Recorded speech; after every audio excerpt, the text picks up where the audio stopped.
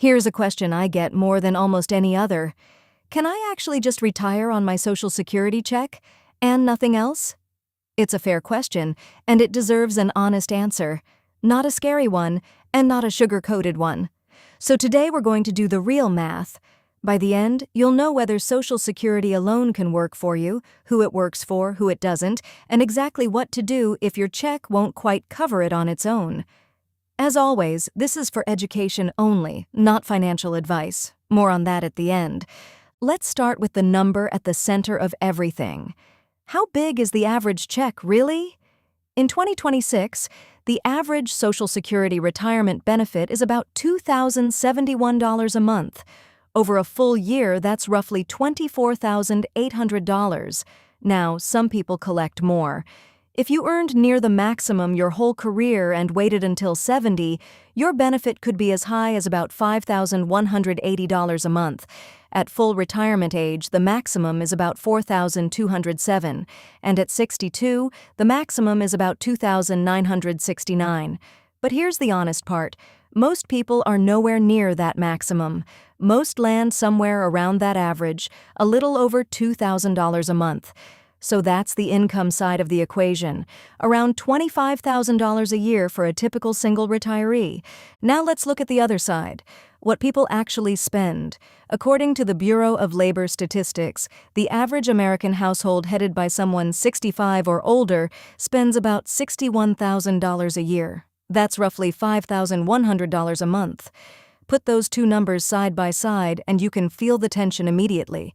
About $25,000 coming in from the average benefit against about $61,000 going out for the average older household. That is a very large gap.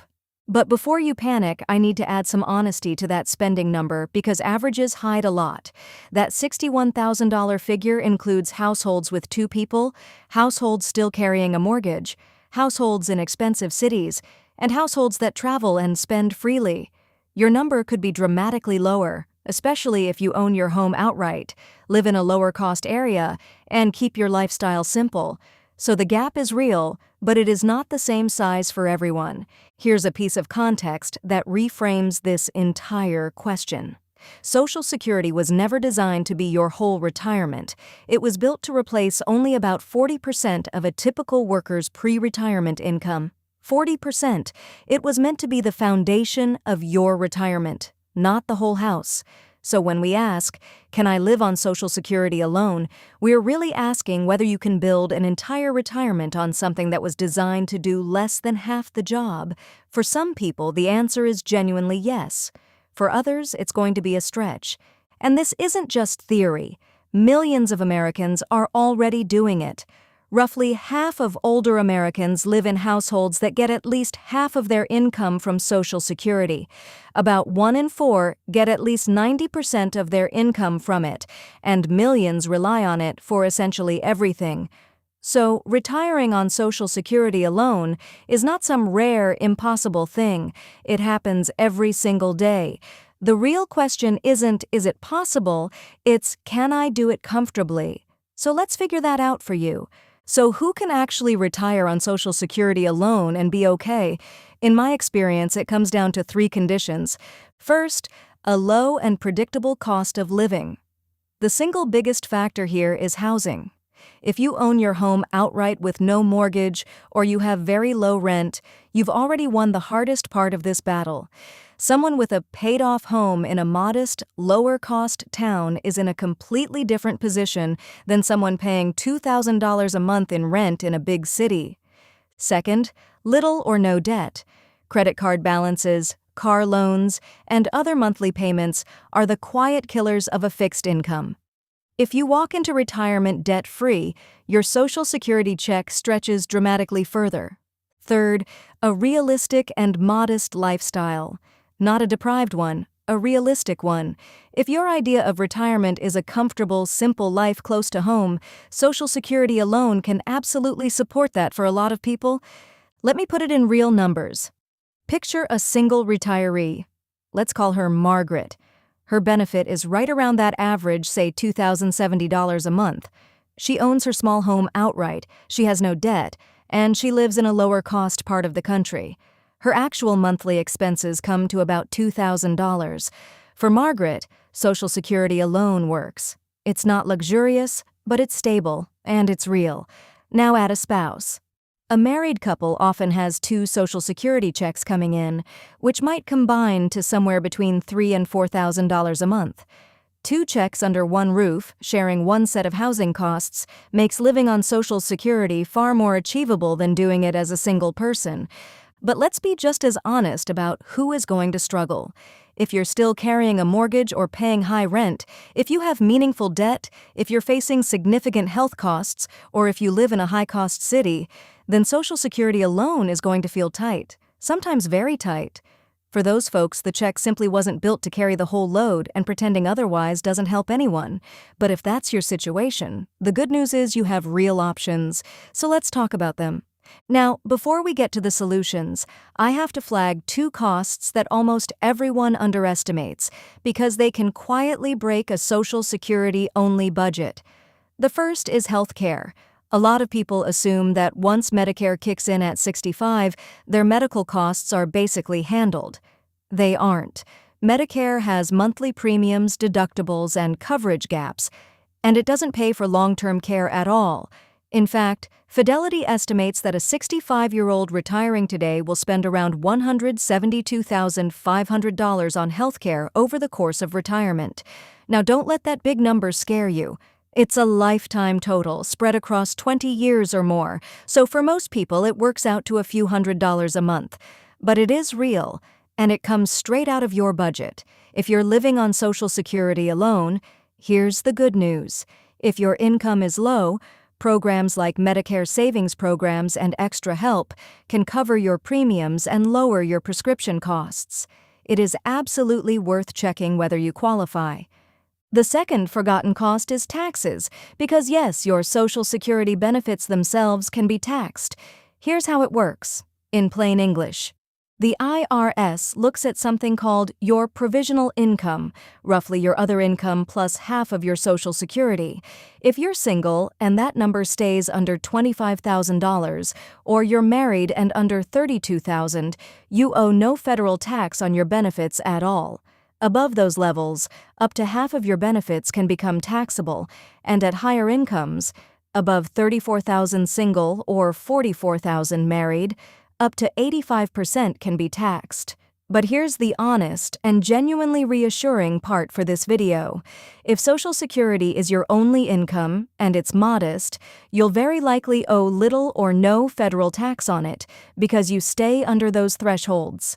Taxes usually only start to bite once you add a pension, large withdrawals, or a steady paycheck on top. 2 things worth knowing.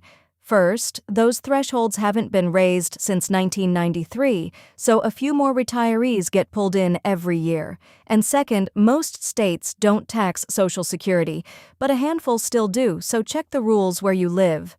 There's even some newer good news. Starting in 2025, Americans 65 and older get an extra tax deduction, $6,000 if you're single, $12,000 if you're married, which trims the tax bill for a lot of retirees. If your check won't quite cover it, there are 3 levers you can pull, and you can use more than one at a time. Lever number 1, lower your cost of living. This is the most powerful lever of all because it works on your biggest expenses. Moving to a lower-cost state can cut your housing and everyday costs substantially, and some retirees take it a step further and retire in a more affordable country abroad, where that same $2,000 check can stretch much, much further. That's an entire topic on its own, and it's a big part of what we cover on this channel. So if that idea interests you, stick around. Lever number 2. Maximize the check itself. Remember, when you claim matters enormously. Claiming at 62 gives you about 70% of your full benefit, while waiting until 70 gives you about 124%. And if you're married, coordinating who claims when and protecting the survivor benefit can add up to real money over time. Getting this one decision right can be the difference between a check that almost covers it and one that comfortably does. Lever number 3, add even a small income buffer. You don't need a fortune to close a modest gap. A part-time or hobby income of a few $100s a month can transform a tight budget, and even a small nest egg helps more than you'd think. Using the common 4% guideline, $100,000 invested can safely add roughly $4,000 a year, a little over $300 a month, on top of your Social Security. Combine a smaller cost of living with a bigger check and a small buffer, and a retirement that looked impossible on paper can suddenly work. So let's turn all of this into a simple 3-step plan. Step 1. Get your real number. Don't guess. Go to ssa.gov, create your free My Social Security account, and find out what your actual benefit will be at 62, at 67, and at 70. That is your real income. Step 2. Find your real spending. For 1 month, track what you actually spend. Every bill, including your Medicare premiums, every grocery run, everything. The honest test of, can I live on Social Security, is not the national average. It's your number against your check. That gap, whatever it is the only one that matters. Step 3. If there's a gap, pull the 3 levers. Lower your cost of living, maximize your benefit, and add a small buffer. You rarely need all 3 at full strength. Often, a combination is enough to close the gap completely. So, can you retire on Social Security alone? For some people, those with a paid-off home, no debt, and a modest lifestyle in a lower-cost area, the honest answer is yes.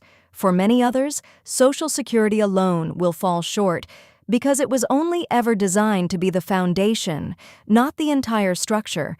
But either way, you are not stuck.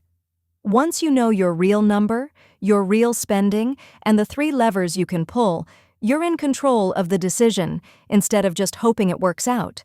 If this gave you a clearer, calmer picture of where you really stand, do me a favor and subscribe. Every week, we break down retirement in plain English, how to make your money last, how Social Security and Medicare really work, and how to retire well, whether that's right here at home or somewhere more affordable abroad. And if you know someone worrying about this exact question, share this with them. A little clarity goes a long way. Thanks so much for watching, and I'll see you in the next one. One last thing. This channel is for educational and entertainment purposes only, and it is not financial, tax, or legal advice. Everyone's situation is different, so please confirm your own numbers at ssa.gov and speak with a qualified professional before making any decisions.